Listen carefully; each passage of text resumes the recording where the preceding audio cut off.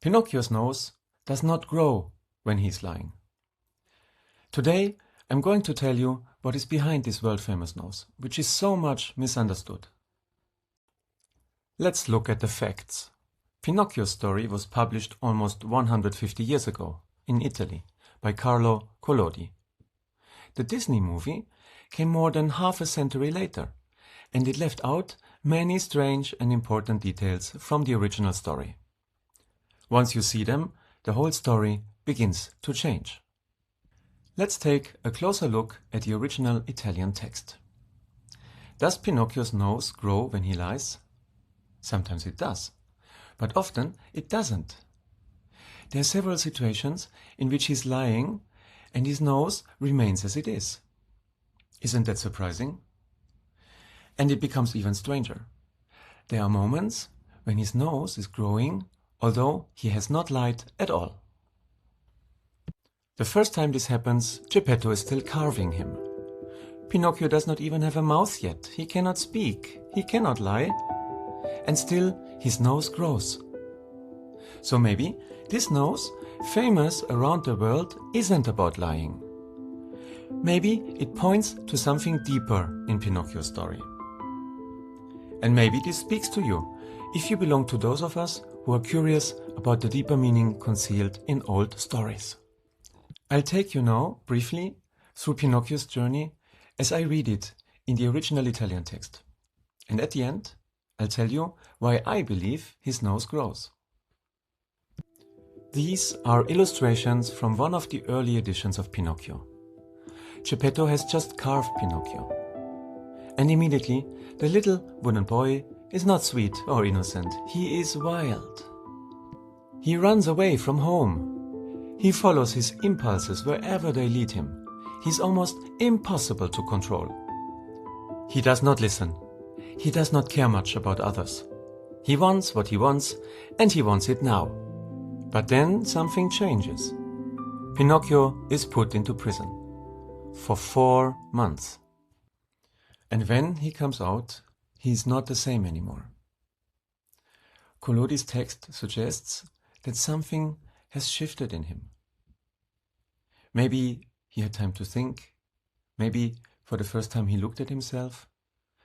Maybe something has changed his attention, his attitude, perhaps even his consciousness. He's almost mindful.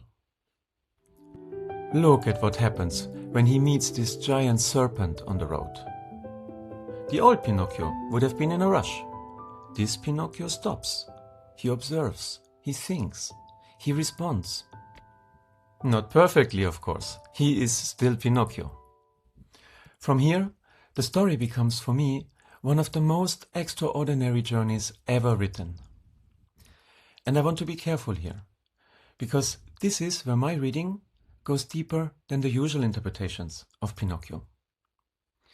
In the coming weeks, I want to share with you small details from the text that show what Pinocchio is actually doing and what helps him so much to transform into a real boy. He finds a way to move more energy to his brain, much more than usually reaches it. Ancient cultures have long known this technique. It is still practiced today. For me, Pinocchio's story is not only for children. It's not only about moral lessons. Above all, it's the story of a wooden puppet who found a way to expand his awareness to the point that he could transform into a human being. So let's return to Pinocchio's nose. If it does not grow simply because he lies, why does it grow? Here's my interpretation, based again on a close reading of the Italian text. Pinocchio's nose grows when he's caught in unconscious reaction, when he's on autopilot, when he follows his impulses before he can truly see what he's doing. It is as if the body acts before he's conscious of it.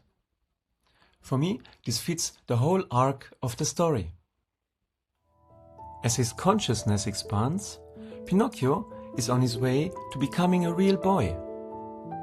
Not a polite and obedient child, but a human being who can pause, see, choose, and give meaning to what he does. And this is where Pinocchio can be our story too. We can be the entire day on autopilot. We can react, run, fear, consume, defend ourselves, and hardly notice what is going on around us. Or we can become more aware, more conscious of our lives. Over the next weeks, I look closely at the strange details Collodi placed inside his story. Details that are easy to miss, but difficult to forget once you see them. If you are curious about the deeper meaning of old texts, please follow along. We look at the hidden clues in Pinocchio's story. Is it really possible that they have been waiting for us for 150 years? Please, let's go and see them.